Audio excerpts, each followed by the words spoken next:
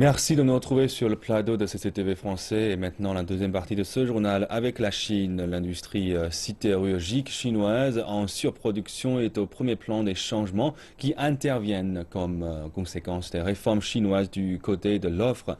Les réformes sont parmi les plus importantes sur lesquelles la Chine va se concentrer en 2016 et les experts disent que le secteur sidérurgique fait face à son moment le plus difficile. Les unes après les autres, les aciéries chinoises mettent la clé sous la porte. Mais les marchés avaient anticipé cela depuis des années. Les principales aciéries chinoises ont affiché une perte record de 53 milliards de yuans dans les 11 premiers mois de l'année dernière. L'acier a été de toutes les matières premières la plus durement touchée. Il a chuté depuis le début de l'année jusqu'à maintenant. L'industrie sidérurgique est entrée dans une phase très difficile. Les experts de l'industrie disent que la capacité de production du secteur sidérurgique a été de 1,2 milliard de tonnes en 2014, mais elle avait été de 600 millions de tonnes en 2008.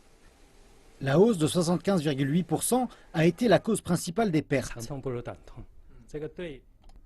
La pression sur les gouvernements locaux est forte, spécialement sur les ouvriers de la sidérurgie qui ont perdu leur emploi. Cependant, c'est une bonne chose pour l'industrie dans son ensemble.